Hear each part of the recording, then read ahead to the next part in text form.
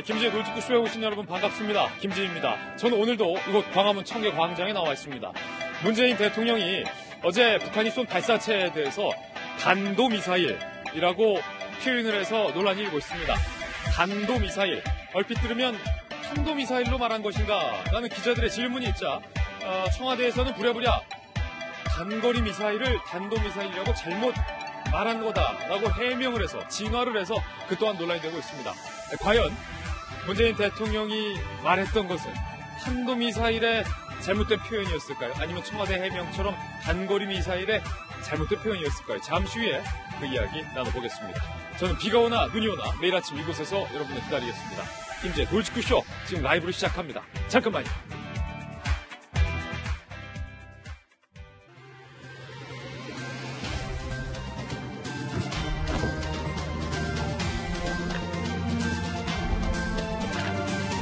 신문 읽어주는 남자입니다. 요즘 경기가 참 좋지 않습니다. 제 주변에 제가 참 자주 가던 돼지곱창집이 연신내에 있는데 얼마 전 그 돼지곱창집 사장님이 최저임금 인상을 감당하기 어려워서 결국 가게 문을 닫는다, 폐업한다라는 소식을 알려왔습니다. 저뿐만 아니라 많은 언론에서 지나친 최저임금 인상이 오히려 자영업자들의 경기를 힘들게 하고 있다라고 지적했는데 지금까지 정부는 그럴 리 없다라고 부인해왔습니다. 그런데 오늘 정부가 최초로 최저임금 인상 때문에 일자리가 줄고 자영업이 위기를 맞았다라고 인정을 했습니다. 이제서야 동아일보입니다. 정부 최저임금 올라서 고용이 감소됐다. 처음으로 인정을 했습니다. 청와대가 인정한 것도 아니고 비록 고용부가 최저임금 현장 실태 보고서를 발행하면서 인정을 한 겁니다. 도소매 음식 숙박업에서 고용이 줄었다. 최근 2년간 29.1% 급격하게 오른 최저임금 때문에 자영업자들이 정말로 힘들다라는 곡소리가 난다는 사실 저희들이 재차 언론에서 보도해드렸는데 이에 대해서 청와대는 귀 닫고 눈 감고 있었습니다.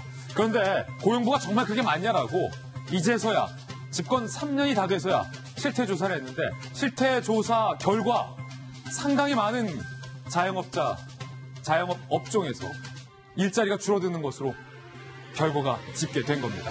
일각에서는 결국 정부가 최저임금 인상에 이제서야 속도 조절을 할 수밖에 없다라는 전망까지 내놨지만 글쎄요, 그럼에도 불구하고 정부가 정책 수정을 할지 의문이 되고 있습니다. 다음 신문입니다. 이번엔 조선일보입니다. 문재인 대통령이 어제 한미군 지휘부와 오찬을 가졌는데요. 여기서 단도미사일이라고 발언을 했습니다. 단도미사일. 단언컨대 단도미사일이란 미사일은 없습니다. 탄도 아니면 단거리라는 미사일만 있을 뿐이죠. 기자단이 대통령이 북한이 쏜 걸 탄도미사일로 드디어 인정을 한 거냐라고 재차 되묻자 청와대에선 탄도미사일이라고 말씀하신 게 아니라 단거리 미사일을 대통령께서 말씀하신 거다라고 해명을 했습니다. 그런데 단거리가 어떻게 단도로 갈 수 있는지 여전히 기자들은 의문을 갖고 있습니다. 잠시 후 문 대통령의 단도미사일 발언 직접 들어보겠습니다. 여러분께서 판단해 주시죠.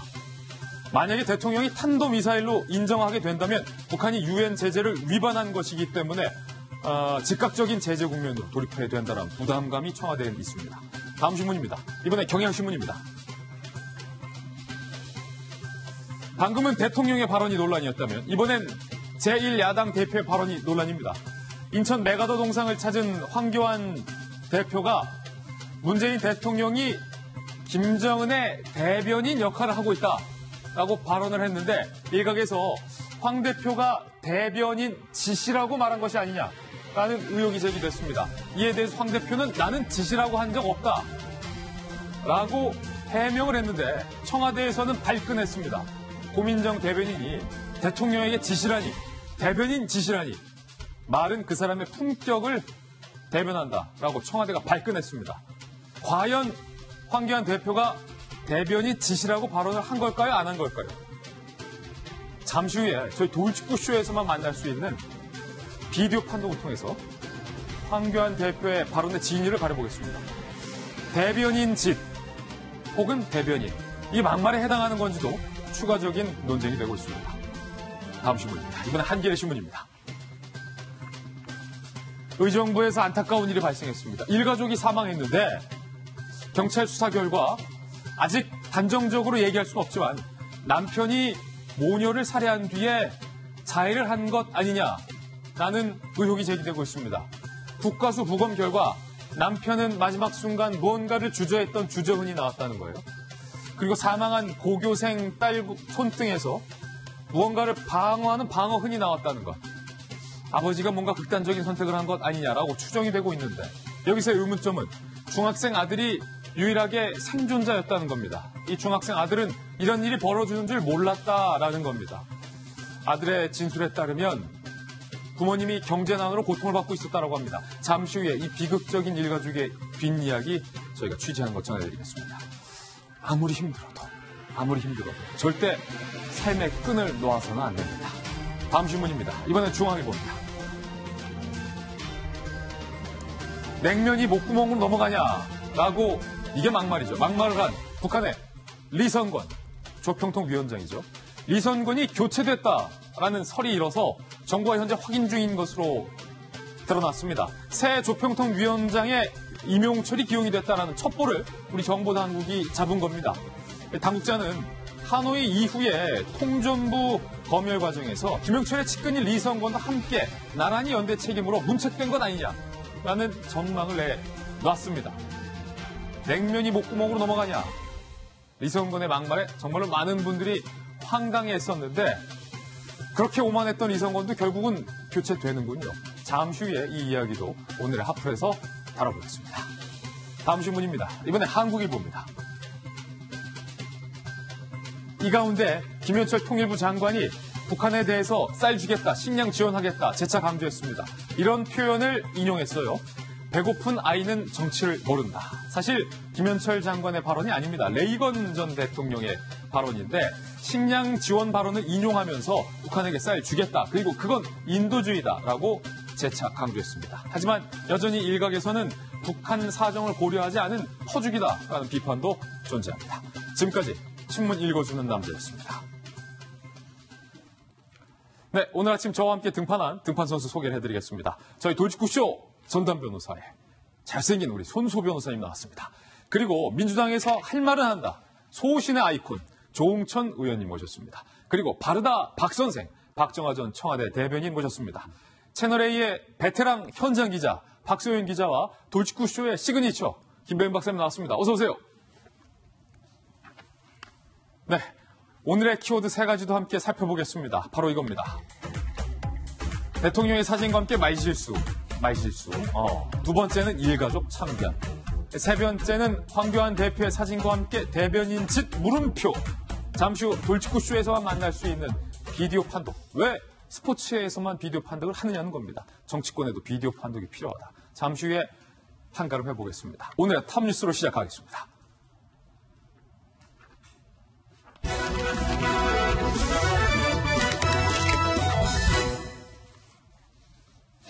네, 탑뉴스 주제부터 공개합니다. 바로 이겁니다. 문재인 대통령이 어제 북한이 쏜 발사체에 대해서 탄도미사일이라고 표현을 했습니다. 탄도면 탄도고 단거리면 단거리지. 단도는 무슨 미사일이냐? 기자들의 질문이 이어졌는데 정부는 아직까지 북한이 쏜 미사일에 대해서 분석 중이라는 입장만 ARS 자동응답처럼 계속해서 되풀이하고 있는데 이 가운데 대통령이 단도라고 한 겁니다. 직접 들어보시죠. 한미양국의 긴밀한 공조는 최근 북한의 단도미사일을 포함한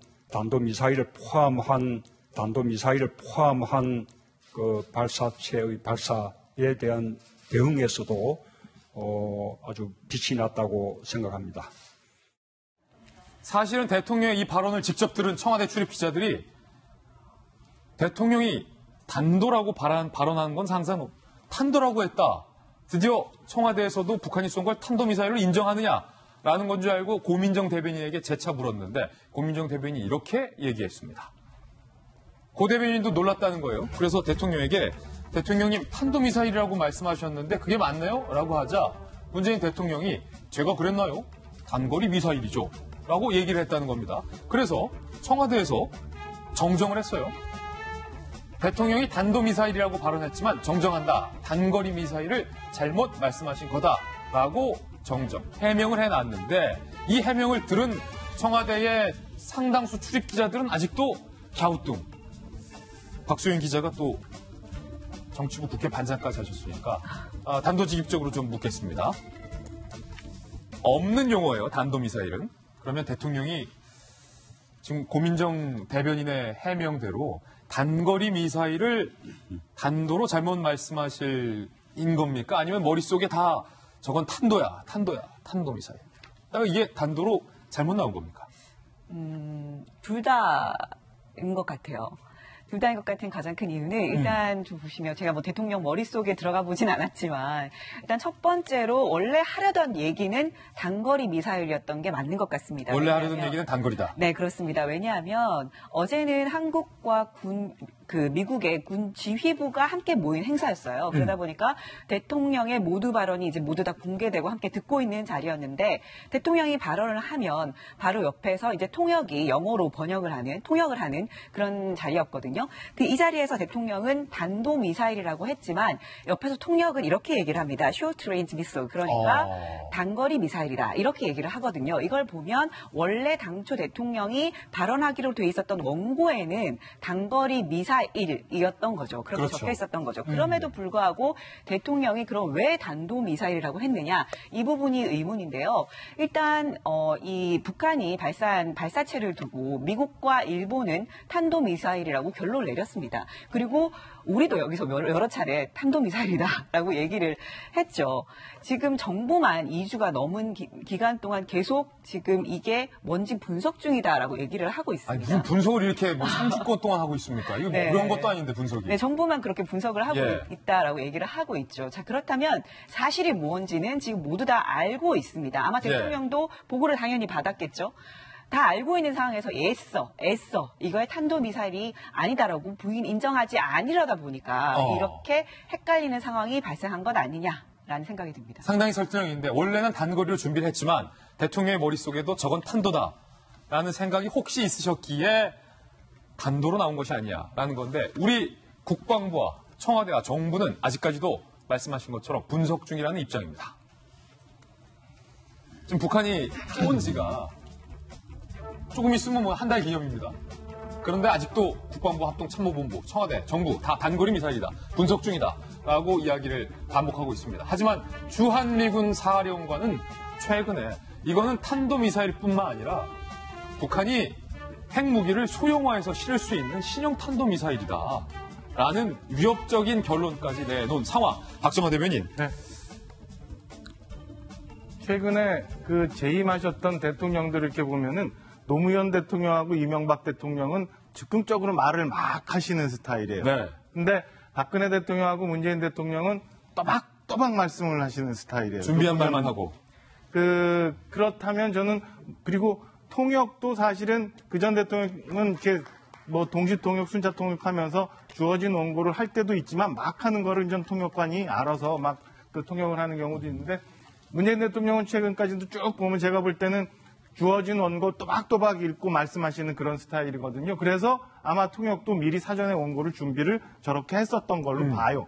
그렇다면 대통령 입에는 단거리 미사일이 붙어 있었지만 머릿속에서는 탄도미사일이 있었기 때문에 저렇게 단도미사일이라는 얘기가 나온 거 아닌가라는 추측을 해봅니다. 그러니까 소규모 자리를 아마 그 화면을 보면 대통령께서 원고를 보고 말씀은 안 하시고 자연스럽게 얘기를 하시는데 저는 뭐 제가 심리학자는 아니니까 그렇게까지 말씀 못 드려도 어찌됐건 제가 볼 때는 그 안에 이 깊은 머릿속에서 인식 속에서는 대통령도 탄도미사일이라는 부담이나 이런 생각을 굉장히 많이 갖고 계셨던 거 아닌가. 아니 정말 그렇다면 박 대변인 북한이 쏜 것을 향해서 탄도미사일을 쏘았는데 탄도라고 말하는 게 뭐가 그렇게 힘들어요?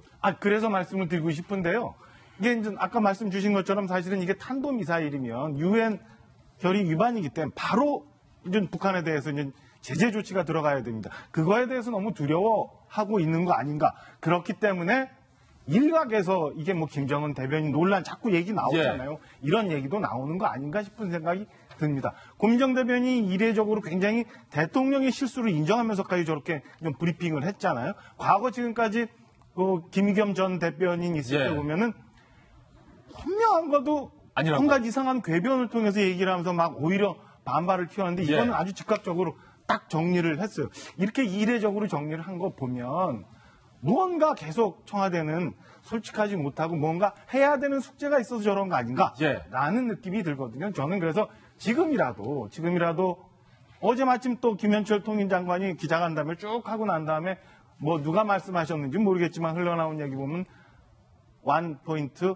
판문점 남북 정상회담, 그러니까 G20 계기 다음 달에 있을 일본 방문 이후 트럼프 대통령이 방한하는 이전에 한번 그 남북 정상회담 할 수도 있다. 타진 중이다라는 얘기가 흘러나왔어요. 그거 보면 저 혼자 생각은 트럼프 대통령이 방한해서 오기 전까지 우리가 뭔가 북한 김정은 위원장으로부터 확인해야 될 게 있구나. 그렇다면 지금까지 쭉 상황 보면 그 문재인 대통령이 김정은 위원장이 그런 생각이 아니고 참 개방적으로 나올 생각이 있으니까 트럼프 당신이 한번 만나보세요. 라고 했는데 트럼프가 하노이에 가서 만났더니 그게 아니야. 그래서 결국엔 트럼프 대통령이 문 대통령 내가 만나보니까 당신이 얘기했던 거랑 좀 틀리니까 좀 내가 당신 다시 만나기 전에 좀 확인 좀 해주세요. 이런 거 아닌가라는 생각이 들어서 지금이라도 대통령께서 솔직하게 이 지금 현재 상황에 대해서 그리고 우리 정부가 어떻게 북한과의 관계를 맺고 정리해 나가려고 하는지 좀 이해를 구한다면 국민들도 안심할 수 있는 거고 속이 시원하고 좀 도와줄 일이 있으면 도와줄 수 있는 거 아닌가라는 생각이 듭니다. 그래서 지금이라도 청와대가 좀 솔직하게 국민들에게 그다음에 예. 야당에게도 협조하고 이해 구할 것 좀 말씀 주시면 우리 국민들 얼마든지 도울 준비가 되어 있다라는 말씀 좀 드리고요.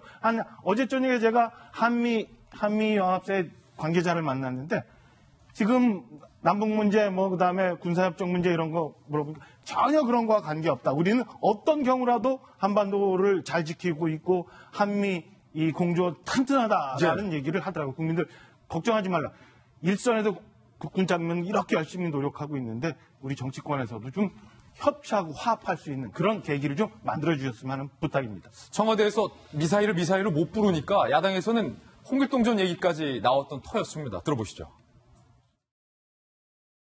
북한의 미사일을 미사일로 부르지 못하고 발사체로 변형하여 부르는 기막힌 현실이 호부호연이라는 말이 있습니다. 아버지를 아버지라 부르지 못하고 형을 형이라고 부르지 못하는 현대판 홍길동전을 보고 있는 느낌입니다. 또 소신 발언의 아이콘, 할 말은 하는 조홍천 의원께 한번 여쭤보고 싶은데 이 단순히 대통령이 말실수하셨다고 뉴스가 전혀 안 되죠. 그런데 연장선이라는 거예요. 북한이 도발에 대해서 명확히 도발로 인정하지 못하는, 말할 수 없는 홍길동전 같은 분위기의 연장선에서 탄도미사일이라는 어떻게 보면 말실수겠지만 전혀 없는 개념이 지금 나온 거잖아요. 왜 말 못합니까? 북한이 어떤 미사일을 쏘건 그게 남북한 간에만 국한되는 그런 문제라면 저건 탄도미사일이다. 아니다. 저거는 순항미사일이다. 장사정포다. 그때그때 얘기할 수 있지 않겠습니까? 예. 이거는 남북한에 국한된 문제가 아니고 동북아 더 나아가 전 세계적으로 유엔 안보리까지 연결된 문제예요. 그리고 이게 이란에서 그런 문제가 있었다면 우리가 그렇게 얘기를 할 수 있겠죠. 한반도입니다. 우리가 터잡고 살고 있는 곳입니다. 어저께 대통령께서 한미 양군 지휘부 이번에 새로 개편된 걸 계기로 해서 저 초청해가지고 하신 말씀이 뭐예요? 아주 절제된 대응을 잘 해서 대화 모멘텀을 이어갔다. 대화 모멘텀이라는 게 뭡니까? 지난 2월 말에 하노이 노딜 이후에 그 숱한 조마조마한 상황을 어쨌든 깨지 않고 계속 대화는 하자 하는 것이 북한, 미국 간에 어쨌든 지금까지 이어져 나가고 있잖아요. 그러니까 한미 동맹 강화하고 F-35 도입해서 국방력 키우고 거기다가 모멘텀을 계속 이어감으로써 한반도 비핵화, 평화 이걸 어떻게 구축할 수밖에 없는 지금 달리 방법이 없잖아요. 달리 방법이 없다. 여기서 이게 발리스틱 미사일이다 라고 하는 순간 안보리 제재가 다시 들어오게 되고 탄도미사일이다. 예. 네. 그러니까 논의가 시작되면 북한은 또 반발하지 않겠습니까? 그러면 대화 모멘텀 깨지는 거죠. 그러면 다시 박근혜 정부 시절로 돌아갈 수밖에 없는 거 아니냐. 그래서 말을 못했다. 그 조마조마한 게 있기 때문에 국정의 책임자로서는 그렇게 할 수밖에 없는 거고 또 사실 우리도 뭐 생방송 하다 보면 말실수 나옵니다. 말실수 나온다. 그 통역하는 사람은 원고를 보고 읽었는데 대통령께서는 그 보면 원고 없이 그냥 쭉 말씀을 하세요. 아마 암기를 하셨던 것 같아요. 자세히 보니까.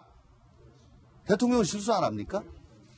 말실수 가지고 너무 그렇게 하는 것이 과연 우리 국익, 안보, 외교에 어떤 도움이 되는가 저는 한번 좀 생각을 해봤으면 좋겠습니다. 예, 이 단도미사일 논란에 더해져서 우리 정부가 북한의 눈치를 보고 있는 건 아니냐라는 지적이 나오고 있는데 F-35A, 그러니까 스텔스 기능을 갖고 있는 최신의 공군 전투기를 우리가 미국으로부터 사들였는데 실전에 배치하는 전력화 행사를 우리 군이 미루고 있어서 의혹이 더해지고 있습니다. 살펴보시죠. F-35 도입, 하반기로 연기, 북한 눈치보기다라는 얘기가 나오고 있는데 공군 최초의 스텔스 전투기 F-35 전력화 행사가 원래는 3, 4월에 한다는 얘기가 많았었는데 아무 이유 없이 하반기로 늦춰졌다는 거예요. F-35는 북한의 미사일을 사전 탐지에 추적 파괴하는 킬체인의 어떤 핵심이다라는 거예요. 스텔스 기능을 갖고 F-35가 딱 떠서 북한의 레이더에 걸리지 않고 뭐 북한이 만약에 이번에 탄도미사일을 쏜 걸 우리가 가서 빵 때릴 수도 있고 F-35 같은 경우는 특히 이제 참수작전 어떤 북한의 최고 핵심 인물을 조용히 소리 소문 없이 가서 제거할 수 있는 능력을 갖고 있습니다. 북한이 계속해서 당연히 반발해 왔습니다. 아니 남한이 어떻게 F-35 스텔스기를 도입하느냐라고 반발해 왔습니다. 반민족적 범죄 행위다라고 북한이 발끈을 해왔습니다. 그래서 미국에서 열린 1호기 출고식 때도 국방부 장관이 부참하는 일이 있었다는 거죠. 정 장관은 4, 5월쯤 열릴 예정인 전력화 행사에 참석 예정이다라고 그때 당시 국방부가 해명을 했는데 지금 벌써 5월 다 지나갔잖아요. 전력화 행사가 계속 지연되고 하반기로 연기가 됐다. 군 일각에서는 북한 눈치 보는 것이 아니냐라는 얘기까지 지금 오늘 인터뷰로 보도되고 있습니다. 김변 박사님. 네. 저 F-35에 대한 출고식이 있을 때 북한이 반민족적 범죄 행위다라고 하면서 대한민국을 맹 비난한 적이 있습니다. 우리 정부는 2021년까지 저 F-35 전투기를 40대를 우리가 대한민국으로 들여올 예정으로 볼 수 있는데요. 방금 전에 잘 설명했던 것처럼 북한이 김정은이 가장 두려워하는 바로 대한민국의 전략자산이 있다라면 저 F-35 전투기로 볼 수가 있고요.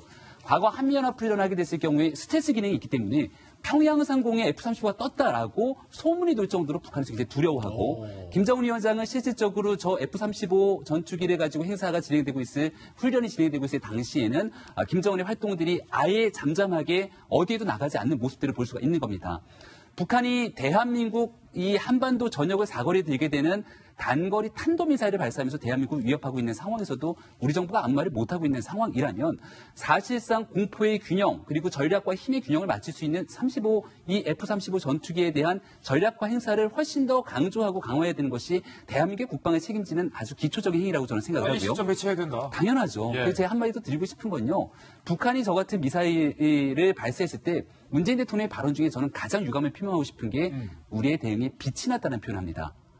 아마 많은 국민들 보도를 통해서 기억하시겠지만 북한이 미사일을 쏘는 그 과정에 계룡대에서 대한민국 군인 별 16명이 골프를 치고 있었고요.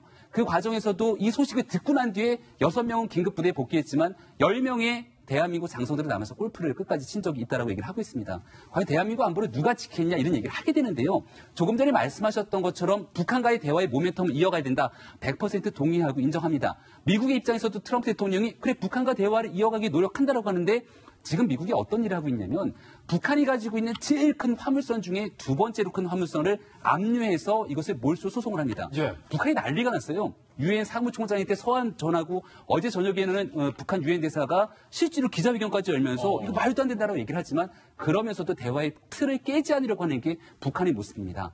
지금 미국은 겉으로는 북한과의 대화의 모멘텀을 이어간다고 하지만 강력한 대북 제재 조치에 한치 흔들림도 없다는 모습을 보여주고 여기에 대해서 미니트맨이라고 하고 있는 ICBM에 대한 미사일 훈련까지도 강행하고 있는 게 미국의 모습입니다. 대한민국에서도 북한과의 대화와 평화 모드를 이어가기 위해서도 사실상 북한이 저와 같은 무리한 도발하고 있을 때 우리의 국방력에 한치의 흔들림도 없다는 모습을 보여줄 때만이 이것이 대화와 그리고 평화를 이어가고 있는 지름길임을 반드시 좀 명심했으면 좋겠습니다. 예, 탄도미사일과 F-35A에 관련된 이야기 전해드렸습니다. 이번엔 저희가 준비한 두 번째 뉴스입니다. 안타까운 일이 발생했습니다. 의정부에서 일가족이 숨진 채 발견이 됐는데 남겨진 의문점이 여전하다는 겁니다. 일단 이 사건의 전말부터 함께 살펴보시죠. 지난 20일 경기 의정부의 한 아파트에서 일가족 3명이 사망을 합니다. 그런데 모두 흉기에 찔린 상처와 혈흔이 있었다는 거예요. 그리고 흉기도 가족 수에 맞춰서 3개가 발견됩니다. 그런데 이 참사를 유일하게 피한 사람은 막내 아들 중학생 A군이에요. 안방에 숨진 채 누워있는 아버지, 어머니, 누나를 발견하고 119에 신고한 후 이 막내 아들이 부모님이 자살한 것 같다라고 신고를 합니다. 국가수 부검 결과 아버지에게는 주저흔이 발견이 됐다는 거예요. 주저흔, 뭔가를 마지막에 주저했다는 거죠. 자해 과정에서 생긴 상처로 보인다. 그것은 이런 소견을 냈고요. 사망한 A군의 누나에는 방어흔이 발견됐다. 무언가를 막았다는 거죠. 가해자의 공격을 막으며 생긴 상처를 방어흔이라고 합니다. 경찰에서는 아버지가 아내와 딸을 흉기로 찌른 뒤 어떤 극단적 선택을 했을 가능성에 대해서 이야기를 하고 있습니다. 그렇다면 전날 밤에 이들 가족에게 무슨 일이 생겼던 걸까요? 사망 발견 전날 가족들 간 경제적 어려움에 대해서 비관적인 대화를 나눈 것으로 전해지고 있습니다. 막내 아들 살아남은 A군은요. 아버지가 사업 실패로 억대 빚이 있다. 평소 경제적 문제로 심각한 대화를 자주 했고 그날 밤 이 아들까지 서로 부둥켜 안고 울었다는 거예요. 이 4가족이. 취재를 해보니 이 아버지가 7년 전부터 목공예점을 차려서 혼자 운영을 하다가 최근 점포 운영을 접은 것으로 확인이 됐습니다. 본인의 말에 그리고 주변인의 말에 따르면 나이가 많아서 구직에 실패했다 라고 현재 이야기가 들려오고 있고요. 지인들 증언에 따르면 최근 이들 가족이 집담보대출을 받아서 빚 갚는 방법을 논의해왔다.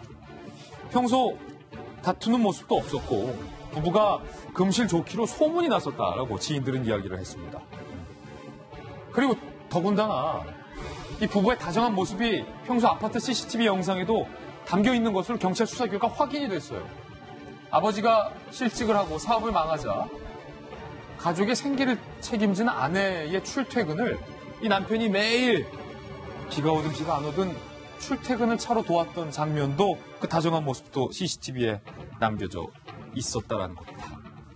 자, 손수 변호사님. 네.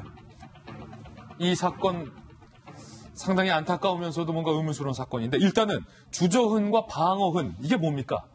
일단 신체에 가해가 가해지면 특히나 이번 사건처럼 예리한 흉기에 의한 공격이 있으면 상처가 남습니다. 그런데 그 상처에 여러 가지 종류가 있는데요. 특히 그 중에 어떤 종류가 바로 주저흔과 방어흔인데요. 말 그대로 주저할 때 생기는 그런 상처가 주저흔이고요. 또 방어행위, 막다가 생기는 게 방어흔입니다. 이게 중요한 이유가 이제 이 사건의 성격, 그러니까 누군가에 의한 살인이냐 혹은 극단적인 선택이냐 규명할 수 있는 결정적인 단서입니까? 그렇습니다. 어떤 사람에게 방어흔이 있다면 이건 누군가로부터 공격을 당했고 이것을 적극적으로 막기 위해서 아니면 사전에 다 합의가 이루어진 상태였다 하더라도 본능적으로 막게 될 수 있거든요. 따라서 이런 방어흔이 존재한다면 그 방어흔의 개수라든지 또는 정도 이런 것을 통해서 사망 전에 있었던 일들을 추정할 수 있게 되는 것이고요. 또한 당연히 누가 가해자인지도 알 수 있겠죠. 그리고 주저흔은 더 중요할 수 있는데요. 자기 자신에게 스스로 가해를 가할 때 이때 경우에 따라서는 주저하지 않고 한꺼번에 가해의 목적을 달성하는 경우도 존재합니다. 하지만 그렇지 못한 경우도 상당히 많이 있는데요. 즉 자기 자신에게 가해를 가하는 것이기 때문에 자기도 모르게 본능적으로 힘이 좀 약해지는 경우들이 있어요. 또는 급소 부분을 스스로 본능적으로 비껴가는 경우도 있습니다. 이럴 때 생기는 주저흔이 있다면 이거는 다른 사람의 공격이 아니라 자기 자신이 스스로 자해한 것으로 볼 수 있는 것이기 때문에 최근에 이런 그 주저흔, 방어흔의 존재 여부 그리고 어디에 어느 정도로 있는지 등을 통해서 사망 전에 뭐 영상이나 음성이나 유서 등이 있으면은 사실관계 확인이 좀 더 용이하겠습니다만 그게 없는 경우에는 이런 상처들을 통해서 당시 상황을 추정할 수 있습니다. 그렇군요. 그럼에도 불구하고 의문점은 남겨져 있습니다. 과연 남겨진 의문점 어떤 의문점들일까요? 한번 살펴보시죠. 첫 번째 의문점은요. 15살 중학생 막내 아들만 남겨두고 왜? 라는 의문점. 두 번째는 가족 간의 극단적인 선택에 정말로 너무나도 끔찍한 흉기를 사용해서 극단적인 선택을 했다는 게 여전히 의문스럽다는 것. 그리고 세 번째 의문점은 아버지의 상처의 어떤 훼손도가 너무나도 심각하다라는 거죠. 과연 극단적인 선택을 한 사람이 이렇게 심한 상처를 몸에 남겼을까라는 의문이 전문가들 사이에서 제기되고 있습니다. 이 의문점 하나하나 좀 풀어봐야 될 것 같은데 일단은 박수영 기자, 네. 제일 안타까운 건 사람의 목숨을 물론 이제 이분들의 입장이 돼보지 않으면 저희들이 아는 이상 뭐라고 말을 단정할 수는 없겠습니다만 결국 이유는 생활고였습니까? 지금 그 부분에 대해서 지금 수사가 이루어지고 있는데요. 유서는 없어요. 유서가 있었으면 아마 왜 이런 극단적인 선택을 했는지를 좀 분석할 수 있을 것 같은데 유서가 없는 상황에서 지금 주변인들과 지금 유일한 생존자인 가족 중에 유일한 생존자인 아들의 얘기에 의존을 할 수밖에 없는 상황인데요. 이 주변인들 그 증언에 따르면 지금 이 아버지 A 씨 같은 경우에는 호천에서 7년 전부터 목공예점을 운영을 해왔습니다. 그런데 최근 1년 사이에 경기가 좀 안 좋았잖아요. 그러면서 물건은 좋지만 수금을 제때 하지 못하는 상황이 빚어졌습니다. 그래서 그러다 보니까 이제 빚을 낼 수밖에 운영을 계속하려면 빚을 낼 수밖에 없는 상황이었고요. 이 과정에서 이제 제2금융권까지 찾아가게 되면서 굉장히 많은 이자가 나가게 되는 상황이 빚어진 거죠. 매달 나가는 이자가 수백만 원에 달했다고 해요. 그러니까 가게를 더 계속 지속하기가 쉽지 않았던 상황이었던 거죠. 결국 가게를 접게 됩니다. 그리고 가게를 접고 실직을 하게 되는 상황인 거죠. 그래서 일자리를 알아보려고 했는데 나이가 51입니다. 그러다 보니까 이 나이 때문에 일자리를 좀 구하기가 힘들다라는 얘기를 주변인들에게 많이 했다고 합니다. 그래서 결국 생계는 아내가 책임을 지게 되는데요. 아내는 그 의정부 시내에 있는 한 점포에서 이제, 일을 하던 상황이었다고 합니다. 하지만 빚을 갚기가 쉽지 않은 상황이었던 거죠. 중학생 아들도 있고 고등학생 딸도 있으니까 이 생계를 이어가면서 또 애들의 학비까지 돼가면서 이제 생활하기가 쉽지 않았던 것 같아요. 그러다 보니까 이 의정부에 있는 아파트를 담보로 좀 어떻게 생활을 해볼까라는 논의를 자주 했었고 이 과정에서 아들과 함께 가족들이 우는 일도 많았다. 이런 얘기가 나오는 걸 보면 극심한 생활고에 의한 것이 아니냐라는 추정을 해봅니다. 억대 채무가 좀 해결을 하고 싶어서 어떻게 집을 팔아볼까 아니면 집 담보로 대출을 받아볼까 이런저런 고민을 해왔다. 하지만 마땅치 않다라는 결론을 내린 것으로 지금 현재 추정을 되고 있는데 아들은 왜 남겨뒀을까? 의문점 첫 번째입니다. 범죄심리학 교수인 이수정 교수는 이렇게 이야기했습니다. 새벽 시간대까지 아버지가 잠이 들 때까지 기다리던지 아마 이런 식으로 진행된 게 아닌가 싶습니다. 딸은 아마도 비몽사몽 간에 방어를 하는 이런 상황이 전개됐던 건 아닌지 그렇게 추정이 되죠. 지금 이 가족에게는 조부모, 그러니까 부모가 계세요. 그래서 아마도 아들만큼은 자신의 부모에게 남겨둔 이런 상황이 아닐까 싶습니다. 자, 박정호 대변인, 이거 아들을 남겨둔 이유가 정말로 범죄심리학 전문가의 얘기대로 본인들의 이제 부모죠. 조부모를 위해서 손자를 남겨둔 건 아니냐라는 생각인데, 안타까워요. 부모, 자식은 무슨 잘못이에요? 그러니까요. 많은 전문가들은 그렇게 얘기를 하고 있죠. 그러니까 만약에 저런 극단적인 상황에 처하더라도 자식의 생명은 저렇게 하는 게 아니다라고 하고 좀 전에 인터뷰하셨던 이수정 교수님도 몇 주 전에 그런 얘기 하셨어요. 지난달 4월도 그렇고 지난달 3월도 그렇고 계속 가족 간에 이런 극단적인 선택을 하는 일들이 참 많아져서 안타까운데요. 제가 볼 때는 우선은 저게 7년간 운영하면서 억대 빚을 질 만큼 물건을 납품했는데 돈 안 주고 떼어먹은 저 사람들 좀 찾아갖고 좀 혼 좀 냈으면 좋겠어요. 그러니까요. 그렇게 지금 어렵게 살고 있는 사람들 전국에 굉장히 많을걸요. 좀 물건만 받고 돈 안 주고 떼어먹고 힘든 사람들 어렵게 만들고 자기는 떵떵거리고 살고 있는 사람 이런 사람들 다 찾아가지고 돈 좀 갚게 했으면 좋겠고요. 안타까운 건 뭐냐면은 글쎄 요즘에 아들 딸 전혀 없는데 그 아들만큼은 어떻게 해서든 남겨서 부모님께 놓고 가려고 했다는 그런 마음에서 더 찡한 생각이 들고 아이가 과제 때문에 4시까지 잠을 안 자고 있었대요. 그렇군요. 그때 이제 아버지가 와서 너 늦게까지 고생한다라고 이렇게 격려를 해주고 돌아갔다는 거예요. 그리고 아침에 보통 아침에 학교 갈 때 엄마가 깨웠는데 안 깨워서 일어나 보니까 저런 일이 생겼대요. 아들이 얼마나 황망하겠어요. 지금 할아버지 집에서 같이 있는 것 같은데 하여튼 충격 좀 안 받았으면 하는 생각이 들고요. 글쎄 그 가족이 처해 있었던 아주 절박한 상황에 대해서 제가 여기서 뭐 모든 걸 알 수 있으니까 너무 쉽게 말할 수는 없지만 51살인데 좀 더 많은 자리를 좀 찾아봤으면 하는 아쉬움이 좀 아직은 젊잖아요. 아직은 이 아직 아버지도. 젊으니까 뭐 좀 더 험한 일이라도 아니면 단기간의 일이라도 좀 더 많이 찾아봤으면 그런 노력은 물론 했겠죠. 했는데 제가 이제 모르니까 이런 얘기 하는데 그런 아쉬움이 하나 남고 예. 좀 전에 우리 뭐 저기 신문 브리핑 말씀하실 때 나왔지만은 사실은 최저임금 때문에 일자리가 많이 감소했다는 거는 전 증명이 되고 나온 거 아니에요? 만약에 최저임금이 저런 식으로 막 최근간에 이런 일이 없어서 단기 일자리라도 굉장히 많았다면 저 아버지가 혹시라도 그 의정부나 포천에서 아주 쉬운 자리라도 찾아서 일을 해서 생계에 조금이라도 보탬이 될 수 있었지 않았나 라는 아쉬움도 좀 남고 하여튼 여러 가지가 안타깝고 아쉽고 씁쓸한 사건입니다. 아마 살아남은 아들이 평생 죽을 때까지 잊지 못할 충격으로 아마 남을 것 같아서 더욱더 아쉬운데 조홍천 의원이 사실은 현직 검사 시절에 또 많은 수사를 지휘해 오셨으니까 두 번째 의문점에 대해서 좀 궁금한데 보통 생활고든 아니면 어떤 다른 이유 때문이든 일가족이 극단적인 선택을 할 때 지금 이 사건 같은 경우는 흉기를 썼다는 거예요. 그게 조금 이례적이라는 전문가들의 지적이 나와요.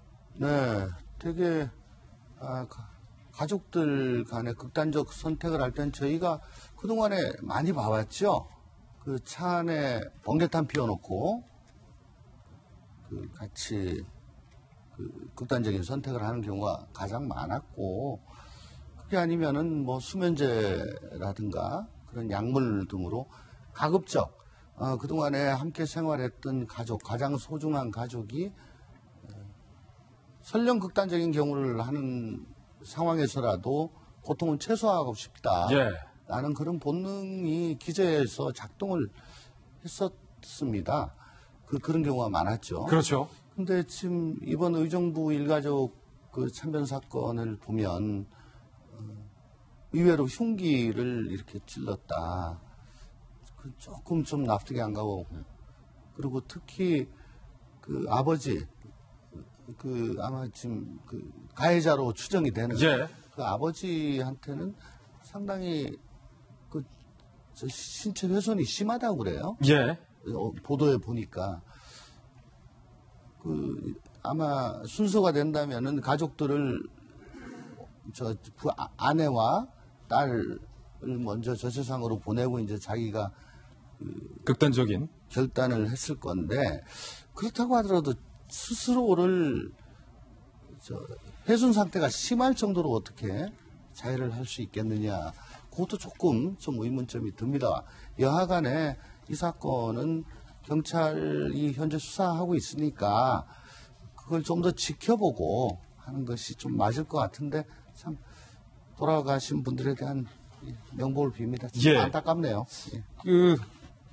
많은 베테랑 검사의 입장에서 보더라도 흉기를 사용했다는 것이 조금 이례적이다. 범죄심리학 이수정 교수는 이 부분에 대해서 이렇게 이야기를 했습니다. 들어보시죠. 그러니까 보통 가족이다 보니까 자신의 피부치들이 마지막 순간에 고통을 크게 느끼지 않을 만한 방법을 일반적으로는 선택을 하거든요. 그런데 지금 이 사건의 경우에는 이제 얘기를 사용한 걸 보면 좀 의외다, 좀 특이하다 이런 이제 생각은 듭니다. 그렇지만 이제 이 아버지가 목공일을 했던 사람이라는 걸 고려해 볼 때 아마도 뭐 그런 종류의 도구가 더 편하다 이렇게 생각했을 수는 얼마든지 있을 것 같아요. 아니 손수호 변호사님 이게 정말로 믿기 힘든 얘기, 믿고 싶지 않은 이야기 때문에 혹시 외부에서 침몰해서 누군가가 이들 일가족 3명을 잔인하게 살해한 가능성은 없나요? 만약 그럴 가능성이 있다면 지금까지 분석한 것들이 다 헛수고가 되는 건데 경찰은 일단 외부인의 소행은 아닌 것으로 잠정적으로 판단하고 있습니다. 그 이유는 외부 침입 흔적을 아직 찾지 못했다는 건데요. 우선 현관 또는 엘리베이터에 있는 CCTV 영상을 다 봤는데 외부인이 이 집으로 들어가는 걸 보지 못했다는 것이고요. 그리고 또 외부인의 소행인지 아니면 가족들 간에 있었던 일인지를 확인하기 위해서는 여러 가지 방법들이 있는데 우선 집안의 어떤 가족들의 정도 상태를 봐야 됩니다. 외부의 침입 흔적을 볼 수 있는 것이고요. 그리고 또 만약 외부에서 사람이 들어와서 뭔가 소란이 일었거나 소동이 있었다면 옆집 등 이웃들이 또 그 소리를 들을 수도 있어요. 하지만 이웃들의 그런 이야기 없고 또 경찰 신고들도 없었거든요.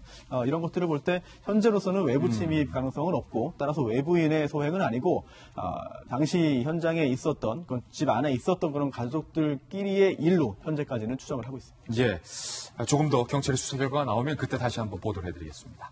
안타까운 일이었습니다. 이번엔 저희가 준비한 세 번째 뉴스입니다. 첫 번째 소식은 문재인 대통령의 발언과 관련된 뉴스였다면 이번엔 제1야당 대표인 황교안 대표의 발언이 논란입니다. 일단 먼저 황 대표가 문재인 대통령의 이른바 독재자의 후예 발언을 문제 삼았는데요. 청와대는 야당은 청와대를 향해 서로가 독재라고 하고 있는 독한 상황이 된 것 같습니다. 그 이야기부터 들어보시죠. 아직도 5.18을 부정하고 모욕하는 망언들이 꺼리낌 없이 큰 목소리로 외쳐지고 있는 현실이 국민의 한 사람으로서 너무나 부끄럽습니다. 독재자의 후예가 아니라면 5.18을 다르게 볼 수가 없습니다. 여러분, 진짜 독재자의 후예는 김정은 아닙니까? 문재인 대통령에게 제가 요구합니다. 김정은에게 정말 독재자의 진짜 후예라고 말씀해 주십시오. 자, 김병민 박사님, 서로가 서로를 향해서 지금 뭐 독재자의 후예다라고 얘기하고 있는 건데 어쩌다가 지금 이렇게 됐습니까? 그러니까 저 독재자의 후예에 대한 발언이 나오게 됐던 근본적인 배경은 사실은 자유한국당이 문재인 정부를 향해서 언론 장악, 사법 장악, 헌법재판소 장악 등에 대한 여러 가지 이유를 들면서 이것은 독재가 아니냐고 비판한 적이 있습니다. 그러다 보니까 더불어민주당이 전국 방방곡곡에 현수막을 붙이면서 독재의 후예가 독재의 뜻을 모르다니요라고 하는 독재의 후예라고 하는 단어를 끄집어낸 겁니다. 그러다 보니 한국당 입장에서는 왜 우리가 독재의 후예냐라고 하고 있는 터에 5.18 민주화운동 기념식에서 문재인 대통령이 독재의 후예라는 단어를 끄집어내게 되니까 비단 한국당을 지칭하지 않더라도 그 자리에 황교안 대표가 있었고 수차례 황교안 대표 등에 대해서 이러한 말들이 있었던 과정에 정치적으로 극단적인 상황까지 이르게 된 것이 아니냐 추정이 되고요. 그러다 보니 이 한국당 일각에서는 아니 독재의 후예를 한국당으로 얘기할 것이 아니라 실제로 우리 위에 보면은 북한의 김정은 위원장은 3대 세습 독재를 하고 있고 독재의 후예니까 왜 김정은 위원장에게 이런 얘기 하지도 못하냐라고 반박을 하는 과정에 저와 같은 논쟁들이 벌어지고 있는 상황입니다. 그렇군요. 서로가 서로를 향해서 독재자라고 지칭하고 있는 가운데 황교안 대표가 김정은 대변인 짓이라고 했다 안 했다가 논란이 되고 있습니다. 일단 논란의 당사자 황 대표의 발언부터 해명부터 좀 들어보시죠. 입장부터 들어보시죠. 대변인 지시하고 있다라고 말씀하신 게 내가 무슨 대변인 지시라니? 누가 저 앞에서 얘기를 했다는 거예요? 다른 사람 얘기한 거지. 천만의 말씀에. 황 대표는 나는 대변인이라고는 얘기했지만 대변인 지시라고는 안 했다라고 부인을 했습니다. 하지만 청와대에서는 발끈했습니다. 고민정 대변인의 논평입니다. 연일 정치 혐오와 국민을 편가르는 발언이 난무한다. 말은 그 사람의 품격을 나타낸다. 청와대도 대변인 짓을 얘기했다. 황 대표의 발언에 대해서 품격 없다라고 발끈을 했습니다. 여당에서도 황 대표에 대해서 반발했습니다. 들어보시죠. 공당의 대표가 할 짓입니까? 최소한의 예의도 기본적인 역사인식도 남북관계와 한반도 평화에 대한 일말의 책임의식도 없는 발언입니다. 공당의 대표가 할 짓이냐라고 그 짓을 받아서 다시 비판하는 발언인데 그렇다면 여기서의 관건은 황 대표가 대변인 지시라고 발언을 했느냐 안 했느냐가 될 것 같습니다. 저희 돌직구쇼에서만 볼 수 있는 비디오 판독을 오늘 준비를 해봤습니다. 일단 저희 비디오 판독 영상 준비했으니까 출연진들도 함께 영상을 보시면서 여러분들께서 좀 판단을 해보시죠. 비디오 판독입니다. 진짜 독재자의 후예에게는 말 한마디도 못하니까 여기서 지금 대변인이라고 하고 있지 않습니까? 황당해서 제가 대꾸도 안 해요. 대꾸도 안 했더니 왜 민경욱 대변인이 여기다 써왔어요. 진짜 독재자의 후예에게는 말 한마디도 못하니까 여기서 지금 대변인이라고 하고 있지 않습니까? 비디오 판독 여기까지. 이야, 박수윤 기자. 네. 어제는 영부인이 악수를 패싱했냐 안 했냐 비디오 판독 결과 패싱했다라는 결론을 내렸는데 황 대표가 방금 비디오 판독 결과 대변인 짓이라고 바로 했습니까 안 했습니까?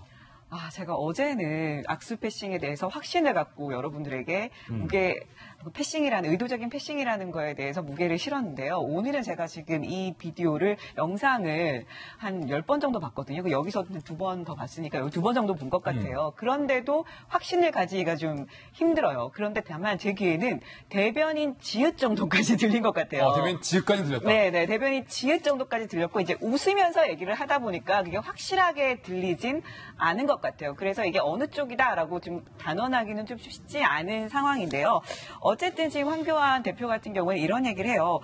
여기서 대변인 지읒이라고 얘기하지 않습니까? 라고 하는 걸 보면 다른 사람이 지금 앞에서 얘기한 것을 인용을 해서 뭐 얘기를 했다 이렇게 지금 얘기를 하는 것 같은데, 아무리 앞에서 다른 사람이 얘기를 한 얘기를 인용을 했다고 해도 인용 자체가 의도를 가진 거죠. 그걸로 인해서 모두가 면죄부가 주어지진 않습니다. 그 바람에 지금 민주당에서 이게 할 짓입니까? 라는 즉각도 얘기가 나오지 않습니까? 예. 지금 양당이 서로 지시란 말까지 써가면서, 이건 일반인들이 해도 굉장히 기분 나쁜 말이잖아요. 지시란 말까지 해가면서 지금 서로를 공격하고 있는데요. 지금 정치권에서는 지금 완전 자기들끼리 막 독재다 아니다 이렇게 서로를 공격하고, 대변인이다 아니다 서로 상처를 받고, 가장 알레르기를 보이는, 가장 싫어하는 말을 주고받으면서 서로를 공격하고 있고, 이젠 지시란 말까지 하고 있는데 완전 그들 말의 말싸움이죠. 이 과정에서 국민들은 더 정치에 대한 혐오를 가질 수밖에 없고요. 지금 가장 힘든 사람들은 국민이잖아요. 지금 어쨌든 경제가 너무 힘들어서 아까 저희가 얘기했던 그 의정부에서 일가족이 그렇게 죽는 일까지 발생을 하고 있는데, 정치권은 이 부분에 대해서, 민생에 대해서는 전혀 신경 쓰지 않고 자기네들끼리 말싸움하고 서로 상처 주는 데만 몰두하는 것 같아서 이제는 화가 납니다. 박정환 대변인이 판독하시기에는 어떻겠습니까? 대변인 지시라고 됐습니까? 안 된 겁니까? 일단 애매하네요. 지금 박수윤 차장 말씀하신 것처럼 지읒이 얼핏 나오기는 하는 것 같아요. 이게 지시인지 질인지 아니면 없었던 건지 대변인이라고 했는데, 근데 약간 애매한 지읒자가 들어가는데 그것만 갖고는 좀 애매한 것 같고, 저는 황 대표 해명 과정을 보면서 조금 아니구나라는, 만약에 이게 보통 이렇게 야당 지도자들이 움직이면 대변인들 옆에 붙고 출입 기자들도 따라다니잖아요. 만약에 지금 현장에서 논란이 되고 해명할 때까지 황 대표가 인지를 하고 있었다면, 그 다음에 누군가 주변에서 그 얘기를 해줬다면 내가? 이러면서 저렇게 놀라지는 않았을 텐데, 저는 너무 모르는 상황에서 진짜 당황하듯 짐짓 내가? 이렇게 놀라는 걸 보면서 마음속으로는 그런 표현을 안 했구나 라는 생각이 얼핏 그쪽으로 약간 무게추가 좀 가는 상황이에요. 정통 칼잡이 출신에 흰머리 종천 의원께서 보시기에는 지읒 발음은 하긴 한 것 같아요. 지읒은 나왔다는 게 공통적이에요. 지읒 발음 한 것 같은데 그게 지신지 질인지는 잘 모르겠고, 아마 그게 나가다가 아차 싶어가지고 좀 거두어들이신 거 아닌가. 야구할 때 타자가 배트를 휘둘려 하다가 다시 멈춘 거, 그 정도다. 실수로 보여집니다. 최근에 일본 집권 자민당이 실험 방지 매뉴얼을 배포했어요. 거기에 보면 주변의 갈채에 흥분하다 보면 넘지 말아야 할 선을 넘을 가능성이 높다. 그런 말이 써 있어요. 스스로 브레이크를 잡을 준비를 해라. 일본 집권 자민당에서 한 겁니다. 이건 자유한국당뿐만 아니고 우리 민주당 할 것 없이 정치권 전체에서, 비록 일본 거지만 한번 갖고 와서 봤으면 좋겠고요. 그리고 북한 김정은이 독재자의 후예라는 거를 모르는 대한민국 국민이 누가 있을까요? 그건 뭐 말할 가치가 없는 거죠. 그건 불변의 진리입니다. 근데 그거 다 알고 있는 거를 왜 대통령이 김정은 넌 독재자의 후예야 라고 얘기를 하지 않겠습니까? 그것도 다 알고 있는 거예요. 북한은 이중적 성격이 있잖아요. 어쨌든 대화하고 같이 평화 공존해야 될 대상이기 때문에 국익과 목적을 위해서는 속내를 숨기고 혐오스러워도 끌어안고 악수하고 좋은 얘기하고 하는 거 아닙니까? 저는요, 황교안 대표께서 내가 나중에 김정은 만나면 그 면전에서 나는 김정은에게 너 독재자의 후예야. 당신 네. 독재자의 후예입니다. 라고 저는 얘기하겠습니다. 라고 공개적으로 약속을 하신다면 어제 인천에서 하신 그 말씀의 진정성은 인정하겠습니다. 그렇지만 황 대표가 진짜 그렇게 하면 저 사람이 어떻게 국가 최고, 국정 최고 책임자로서 이끌어갈 수 있겠어? 라는 생각이 동시에 들지 않겠어요? 그러니까 이건 서로 그러니까 저주 같은 거를 이젠 좀 그만뒀으면 좋겠어요. 예. 이제 돌직구쇼의 비디오 판도까지 여러분들에게 전해드렸습니다. 정치권에서 애매한 논쟁이 있을 때는 저희가 계속해서 이 비디오 판독을 통해서 상당히 과학적인 시스템으로 시청자분들과 함께 판독을 해보겠습니다. 이번엔 취재 수첩 Y입니다. 이번엔 과연 어떤 사건들이 준비되어 있을지 저와 함께 사건 풀어보시죠.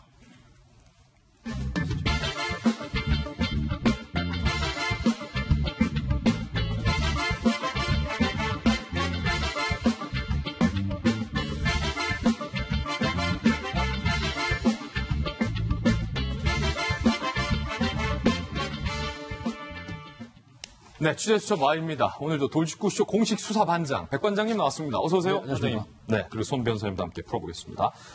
첫 번째 사건입니다.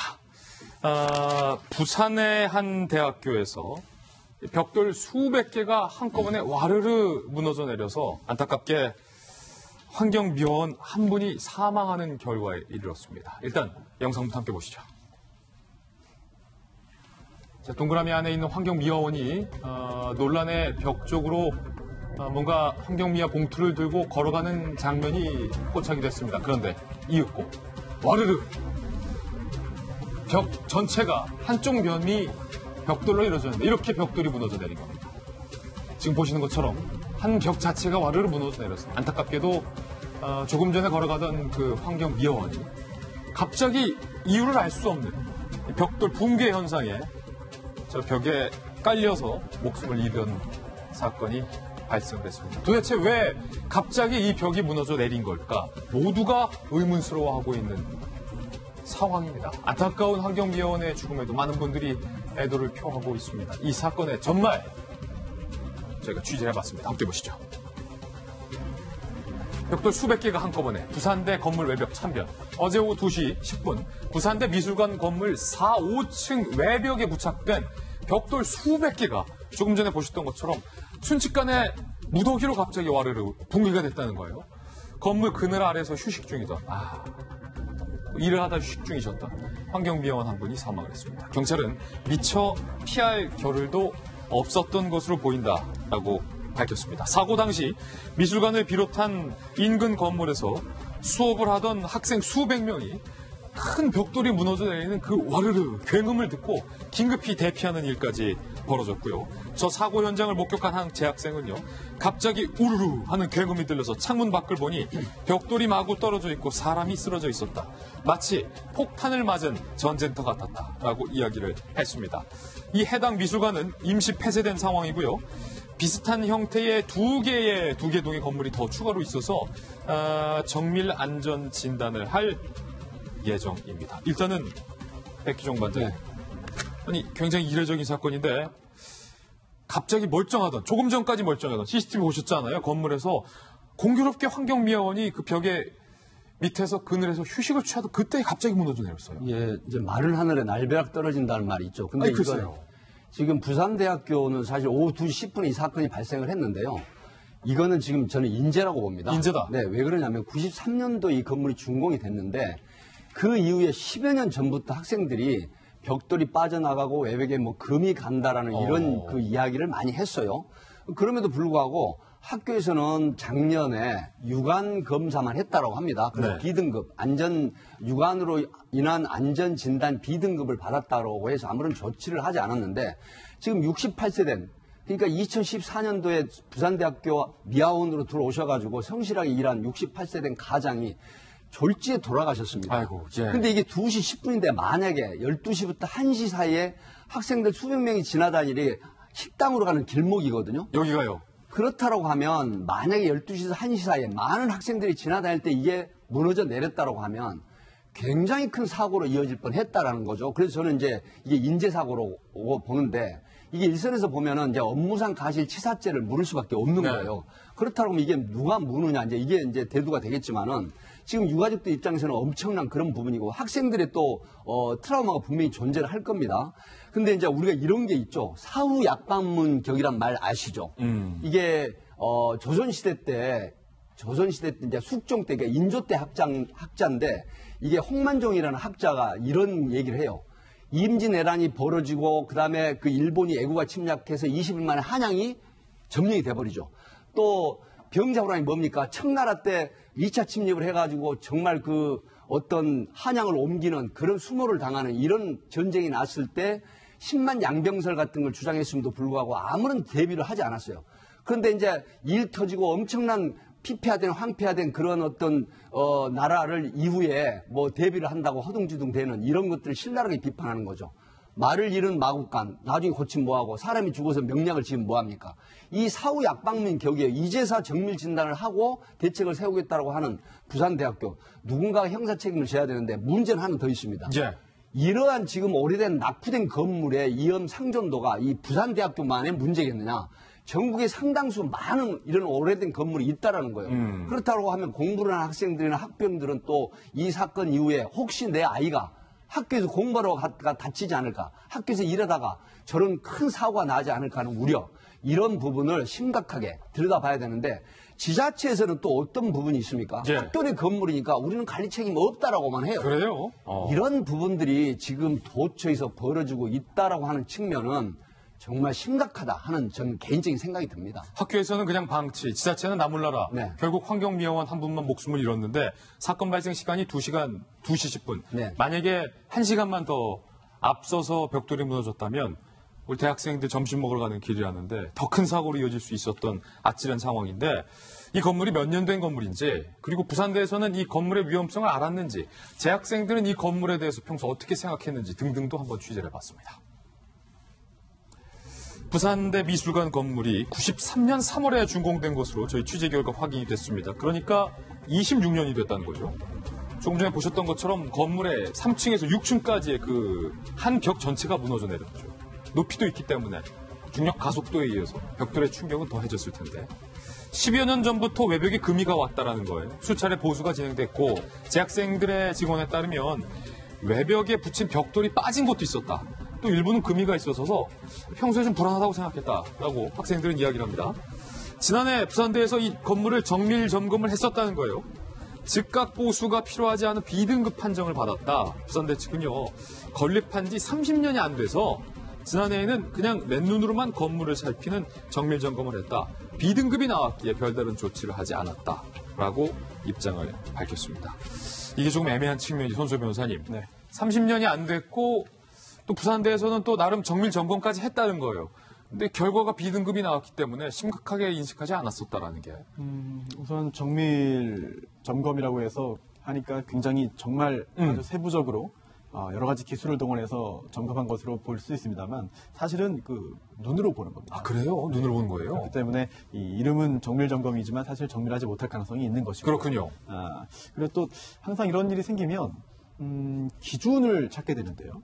즉 30년이 되지 않았기 때문에 저런 절차만 진행했다는 것도 맞아요. 규정상 저렇게만 하면 됩니다. 그런데 문제는 첫 번째, 저런 그 법에서 정하고 있는 그런 절차를 진행했는데 제대로 찾아내지 못했다는 점, 그게 문제가 되는 것이고요. 또한 두 번째는 법에서 정하고 있는 기준은 최소한의 기준입니다. 최소한의 기준이다. 네, 그런데 이제 학내 구성원들이 여러 가지 불안을 호소하고 또 구성원들이 지나가면서 보더라 눈으로 봤는데도 이상한 부분들이 있다면 안전 관련된 부분은 보다 적극적으로 조치를 취해야 되는데 정해져 있는 기준에 따라서 우리는 했을 뿐이다. 근데 결국 그래도 사고가 나는 거거든요. 예.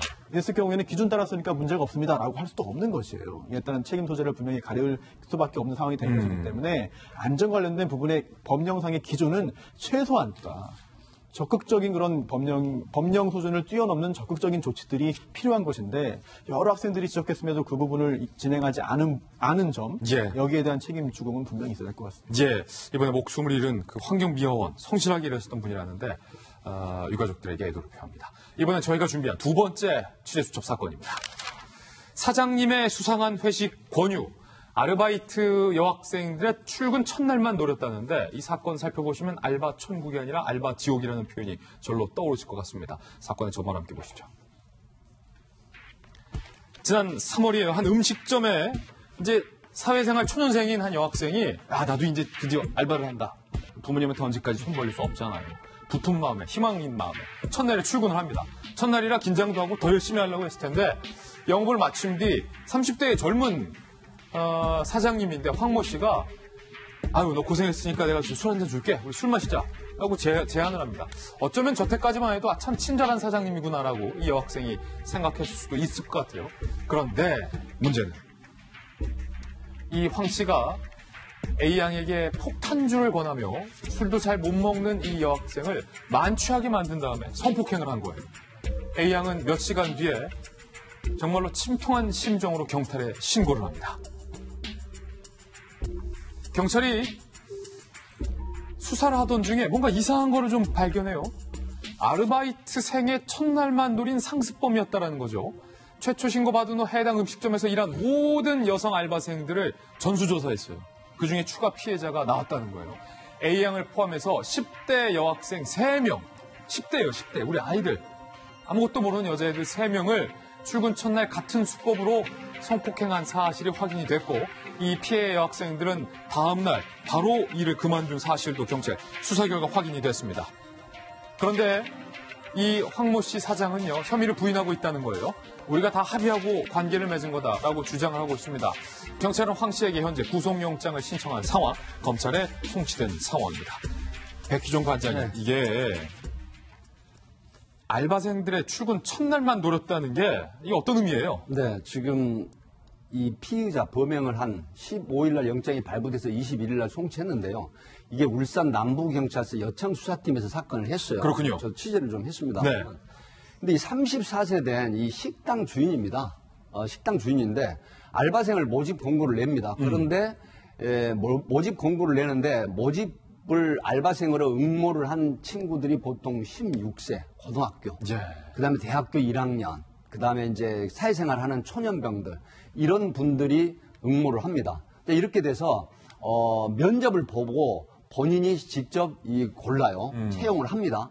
그렇게 하고 이제 일을 하루 시킨다라고 하면서 앞으로 일을 어떻게 잘 할 것이냐 의논을 하자라고 하면서 우리 소위 말하는 해오리주 폭탄주라고 하지 않습니까? 이 16세 된 아이나 만 18세 된 대학교 1학년 또 사회초년병 고등학교 막 갓 졸업한 이런 아이들에게 해오리주 폭탄주를 먹입니다. 그러니까 사장이 채용을 하고 폭탄주를 주니까 별다른 의심 없이 마시게 되는데 이 아이들이 사실 폭탄주 몇 잔 마시게 되면 거의 인지 능력 상실하고 그다음에 심신미약한 상태가 되거든요. 이런 틈을 골라서 이 성폭행을 이제 하는 이런 부분이죠.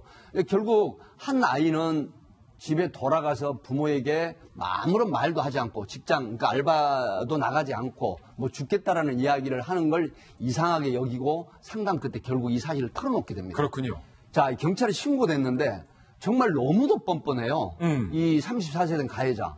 그러니까 알바를 모집해서 첫날 술을 먹이고 이런 행위를 했으면서도 화관이다? 얼마 전에 연예기획사 대표가 중학생하고 화관이라 그래가지고 됐다가 지금 법정 구속됐어요. 정말로 내가 일을 하겠다고 찾아간 첫날 10대 미성년 여자아이를 화관이라는 얘기를 과연 이게 누가 믿겠습니까? 그런데 남부경찰서 여청팀에서는 좀 치밀한 수사를 했어요. 그래서 포렌식 기법이나 통신, 그다음에 CCTV, 그리고 아이가 피해를 보고 뛰쳐나오는 이런 CCTV를 확보하고 결국 영장을 청구를 해서 받아가지고 지금 구속해서 21일 날 어제 울산지검으로 송치한 그런 사건인데 정말 분노가 치미는 사건입니다. 결국 재판에 넘겨진 건데 손소 변호사님, 합의하에 관계를 맺은 거다라는 이 사장의 주장이 과연 재판정에서 얼마나 받아들여질까요? 일단 아직 재판까지 가지 않고 검찰이 사건을 받았기 때문에 기소하면 재판이 열릴 텐데요. 그렇죠. 합의하에 성관계했다고는 주장은 뭐 거의 대부분의 유사사건 피의자들이 하고 있습니다. 하지만 그 주장의 진위 여부를 밝히는 게 또 어렵진 않아요. 아, 그렇군요. 특히 피해자가 여러 명이 있고 또 피해자들이 당한 수법이? 수법들이 굉장히 또 유사합니다.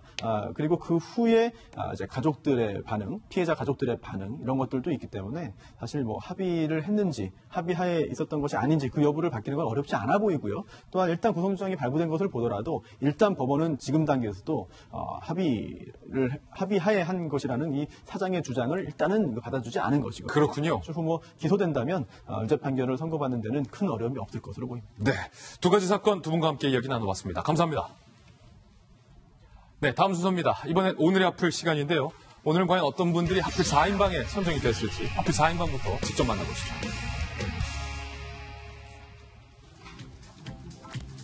냉면이 목구멍으로 넘어가냐 리선권. 그리고 이분 정말 오랜만에 보네요. 저희 미술 선생님 밤로스 아저씨, 밥 아저씨. 세 번째는 이인재 의원입니다. 그리고 네 번째는 영국 정치인들이 뭔가를 좀 뒤집어 쓴 것 같은데 어떤 사연인지 하나씩 전해드립니다. 지금 냉면이 목구멍으로 넘어갑니까? 라는 발언을 해서 참 아주 냉면 맛있게 먹고 있는 우리 기업인들에게 소화불량에 걸리게 만든 못된 독서를 한 개도 먹고 있을 때는 안 건드린다는데 리선권. 이 논란의 인물이 교체됐다는 첩보가 입수돼서 정부가 진위를 확인 중인 사실이 알려졌습니다. 조평동 위원장이 리선권에서 이명철로 교체됐다는 것. 지난해 4월 김영철 통일전선부장도 교체된 바 있는데 만약 이 첩보가 사실이라면 북한이 대남 투톱인 김영철, 리선권을 둘 다 모두 교체한 것. 아마도 하나의 이 회담 결렬에 따른 북한 내부의 어떤 여진이 계속되고 있다라는 그런 분석인데요. 다만 리선권이 지난달 최고인민회의 외교위원으로 선임됐다는 점에서 실제 교체 여부는 더 두고 봐야 한다는 어떤 신중의 목소리도 현재 나오고 있는 상황입니다. 아니, 김변 박사님. 네. 이분 리선권 냉면 말고도 막말 많이 했잖아요. 네, 막말 많이 했죠. 시계가 이 주인을 닮아서 관념이 없다, 뭐 이런 얘기를 우리 조명균 통일부 장관 앞에서 하기도 했고요. 통일부 장관 그 쪼르르 가서 부려고 갖고 왔잖아요. 김태년 의원 앞에서는 이게 배가 나온 사람이 예산을 다룰 수 있냐라고 얘기를 하니까 당시에 그럼 김정은 위원장 앞에 가서 그런 얘기 좀 하지, 이런 얘기들이 있었는데요. 지금 뭐 하노이 노딜 이후로 북한의 정세가 좀 바뀌고 있다는 얘기를 하지만 또 약간 다르게 생각해 보면은 리선권 위원장의 막말보다 훨씬 더 심한 막말의 대결자가 우리 통일부 장관으로 지명이 됐고 임명이 됐잖아요. 김현철 장관 같은 경우는 새 거라고 아무거나 먹으면 피똥 싼다 이런 얘기를 하기도 하고 추미애 대표한테 감염된 좀비라고 얘기를 하기도 하거나 아니면 김종인 전 대표에게는 씹다 버린 껌이라고 얘기도 하고요. 심지어 문재인 대통령을 향해서는 뭐 대통령 전에 얘기긴 하지만 쇼하고 있다 이런 얘기도 했거든요. 그렇죠. 북한이 우리 김현철 장관 임명되는 거 보고 깜짝 놀라서 이 정도 막말로는 안 되는구나. 교체한 것이 아니냐. 뭐 이런 우스갯소리도 나오긴 하는데 실질적으로 지금 하노이 노딜 이후로 외교 라인이 굉장히 젊은 사람들 지금 대체가 되는 것 같습니다. 네. 얘기가 나오는 이명철 같은 경우는 70년생으로 알려지거든요. 상당히 젊은 축에 속하고 김영철 부위원장, 통전부장을 대체하게 되는 장금철 같은 경우도 실제로 나이가 김영철 부위원장보다는 상당히 젊은 축에 속하게 되는 것으로 볼 수가 있는 것인데 과연 이렇게 외교 라인들을 교체하게 되는 과정을 통해서 앞으로 이 비핵화 협상에 나설 의지가 있는 건지에 대한 시험대에 쓴 것 같은데 조금 더 지켜볼 대목이 있는 것 같습니다. 왜냐하면 또 지금 또 마침 박정화 대변인 냉면철이에요. 그 평양냉면 너무 14,000원까지 올라서 서민들 먹기 부담스럽다고 하는데 냉면 먹을 때마다 저는 리선권이 떠오르거든요. 목구멍으로 넘어가냐? 요즘 날씨가 너무 더워갖고 저도 냉면집 한번 찾아가본 적이 있었는데 지난주에 냉면 딱 받는 순간 리선권 생각이 나요. 기분 나빠 죽겠어요.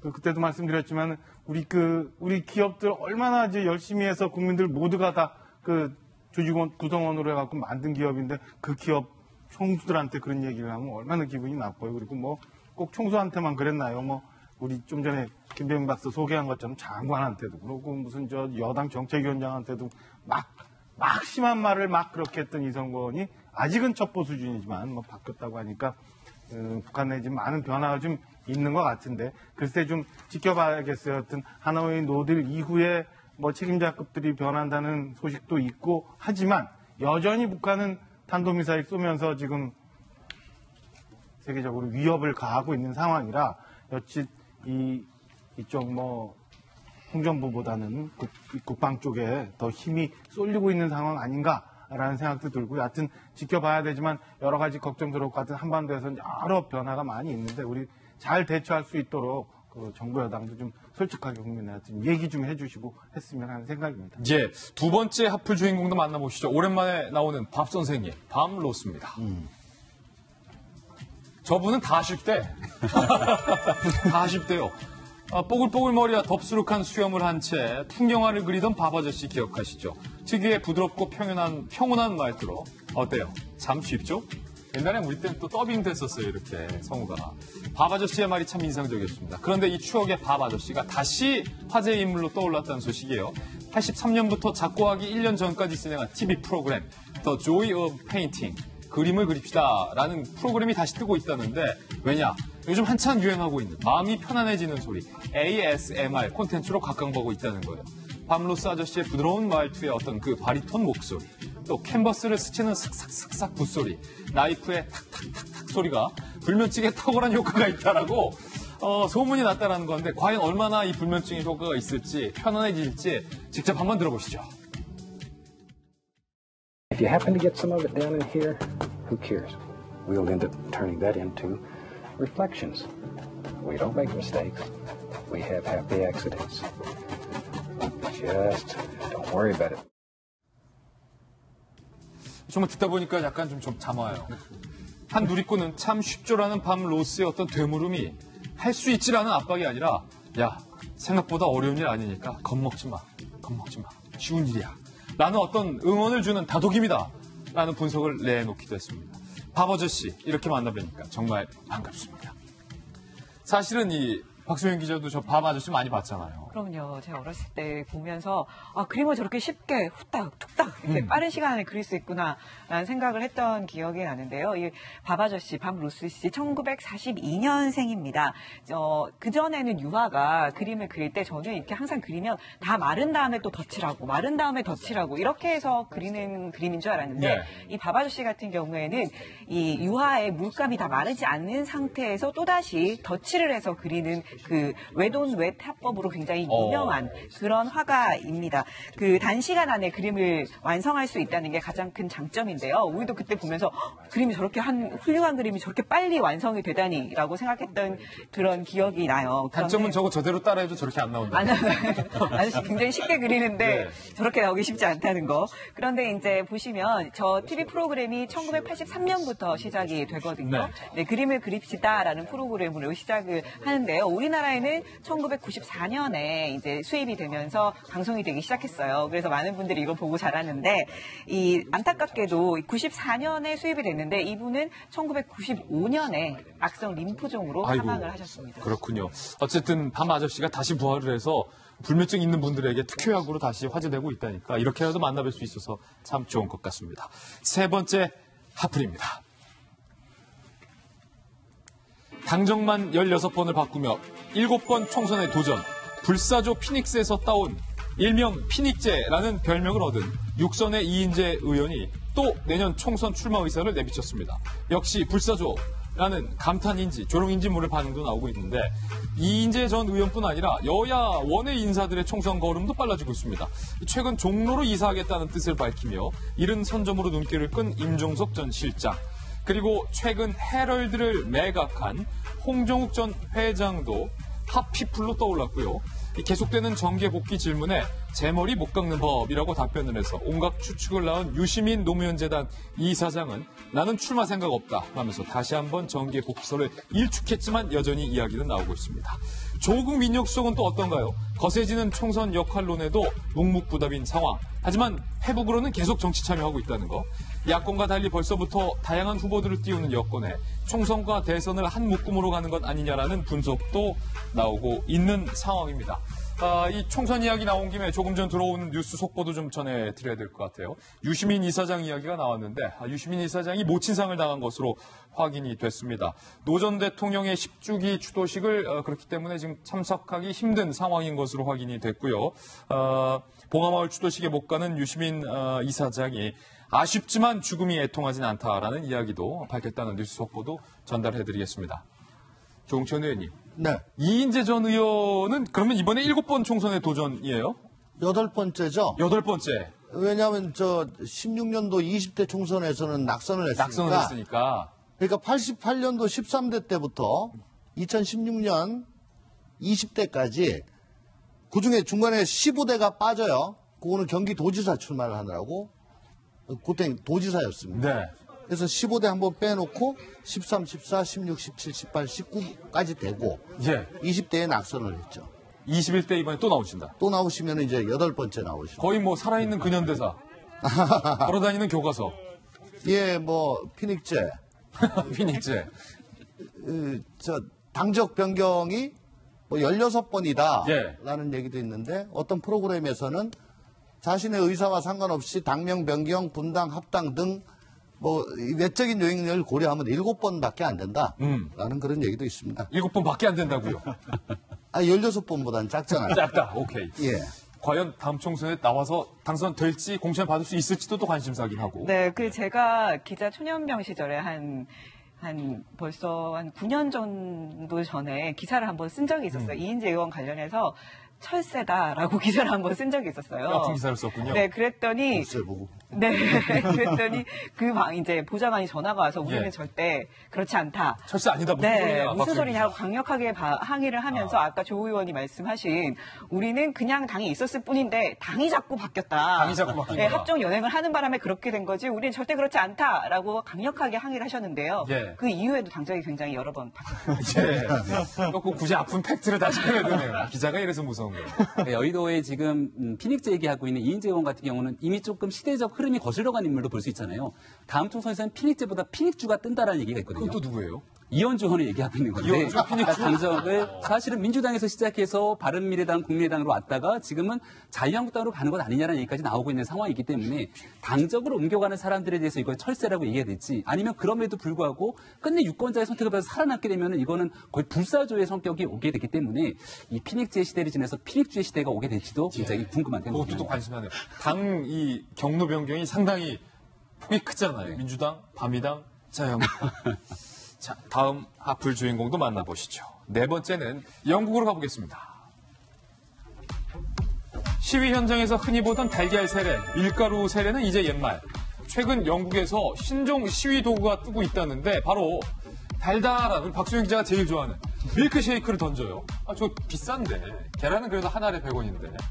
거리 유세에 나서는 영국 극우 정치인들이 요즘 이 밀크쉐이크 세례에 시달리고 있다고 합니다. 반난민, 반EU 성향, 브렉시트당 대표 등이 이달 들어서만 7차례 밀크쉐이크를 뒤집었으며 수모를 당한 것. 이 신종 시위 수법은 극우단체 영국 수호동맹 창설자 토미 로빈슨이 집회 도중 밀크쉐이크를 맞는 영상이 SNS에 번지며 이게 또 지금 유행이라고 해요. 영국 독립당 후보로 나서는 칼 벤저민은요. 최근 4차례나 어디 가면 밀크쉐이크를 이렇게 던지는 거예요. 4번이나 밀크쉐이크를 맞았다고 합니다. 다음 목표는 페라지라는 소문이 SNS에 퍼지자 영국 경찰까지 나섰는데요. 선거 유세장 인근 맥도날드에다가 당신 당분간 밀크쉐이크 판단하지 마라 라고 경찰이 요청을 해서 실제로 맥도날드가 또 못 팔았어요. 이런 일까지 영국에서 지금 일어나고 있다고 합니다. 하지만 어디 패스트푸드점이 맥도날드 뿐이냐는 거예요. 밀크쉐이크가 거기만 파냐. 경찰의 노력이 무색하게 페라지 대표는 어김없이 밀크쉐이크를 뒤집어 썼습니다. 어디서 누군가 또 밀크쉐이크를 없으면 집에서라도 만들어와서 던졌다는 건데 워싱턴 포스트는요. 밀크쉐이킹이라는 신조어를 만들며 분노한 영국인들이 극우 정당에 대항해서 최신 무기를 만들었다며 보도하기도 했습니다. 김변 박사님, 사실은 뭐 우리나라든 외국이든 전통적으로 던지는 건 계란을 많이 던졌잖아요. 네. 가격도 싸기도 하고 맞으면 일단 쫙 터지니까. 밀크쉐이크는 굉장히 좀 색다른 방법이긴 한데 사실 저와 같은 방식이 세계적으로 번지면서 유행되지는 않을까 걱정이고요. 걱정이에요. 또 대한민국이 유행이 빠르지 않습니까? 우리 정치인들에게 또 지나가다가 요즘도 가뜩이나 혐오 정치에 대한 과정들이 심한데 엊그저께도 의자 집어 던졌죠. 그러니까요. 밀크쉐이크를 던지는 장면들이 연출되지 않을까 싶은데요. 이거 분명한 범죄 행위이기 때문에 또 이렇게 선량한 시민이 정치적 의도를 갖고 행하게 되는 모든 것들에 대한 피해는 그런 행동을 하는 사람에게 돌아오게 되거든요. 저렇게 과격하거나 극단적인 방법을 쓰지 않고도 얼마든지 정치적 의사를 표현할 수 있는 방법이 많으니까 저는 영국이 이 의회 민주주의의 상징이라고 얘기하지만 점점 저 과거로 회귀하는 것은 아닌가 이런 생각이 들기도 합니다. 손소 변호사님 이렇게 정치인한테 계란이든 밀크쉐이크는 던지면 현행법 위반이죠, 우리나라는? 그렇죠. 만약 우리나라 법을 적용한다면 일단 폭행이 되고요. 폭행이다. 그리고 또 양복을 좀 이제 제대로 사용하지 못할 고의를 가지고 훼손했다면 이건 재물 손괴죄가 될 수도 있습니다. 재물 손괴까지 된다? 절대로 명심하시길 바라겠습니다. 뜨거운 밀크쉐이크였다면 특수폭행도 될 수 있습니다. 뜨거우면 더 거기다 처음에 된다. 하지만 또 밀크쉐이크는 차갑게 먹어야 제맛이죠. 뭔 말이야? 저희는 60초 광고 후에 힐링 뉴스로 돌아오겠습니다. 잠시 후 저와 함께 힐링하시죠. 네, 올해가 이제 임시정부 100주년인데 그 100년 전 3.1운동의 함성이 요즘 참 감동으로 다가오는데 특히 감옥에서 정말로 한거투쟁을 했던 유관순 열사의 정말로 희귀한 그동안 공개되지 않았던 앳된 소녀 사진 2장이 공개됐습니다. 만나보시죠. 이화학당을 다녔던 가장 가운데 있는 인물. 동그라미 표시 좀 해주지 우리 PD님들. 유관순 열사의 어렸을 때의 사진이 공개가 된 겁니다. 지금 보시는 것처럼 아마 이화학당에 다녔을 때니까 15세 정도 15살 소녀로 보이는 정말로 앳된 얼굴을 이화여대가 공개를 한 겁니다. 이 사진도 유관순 열사의 지금까지 공개되지 않은 참으로 어린 앳된 사진입니다. 아마 지금까지 알려진 유관순 열사의 사진 중에서 가장 어린 사진이 아닐까 싶은데요. 이렇게 얘기합니다. 주체적인 여성이자 독립운동에 헌신한 유 열사를 기억하는 사진이자 당시 학창 시절을 볼 수 있는 점에서 매우 의미가 있다라고 이야기를 하면서 옥중에서 항거한 열사의 모습을 넘어서 동기와 함께 생활하고 학습하던 꿈 많은 소녀의 모습을 볼 수 있어서 이 사진이 더욱 특별하다라는 소회를 이화여대 측은 밝히기도 했습니다. 지금 사진에 보신 것처럼 저 얼굴이 저 순수한 저 표정이 어떻게 옥중에서 항거한 정말로 뜨거운 열사의 모습을 상상이나 할 수 있겠습니까? 하지만 나라가 애국심이 이 앳된 소녀를 열사로 만들 수도 있다는 점을 다시 한번 느끼면서 이 나라의 소중함과 대한민국의 소중함을 다시 한번 느끼는 그런 순서였습니다. 오늘의 힐링 뉴스였습니다. 저희는 내일 아침 9시 15분에 더욱더 풍성한 소식 들고 인사드리겠습니다. 오늘 하루는 분명 어제보다 나을 겁니다. 좋은 하루 되십시오. 고맙습니다.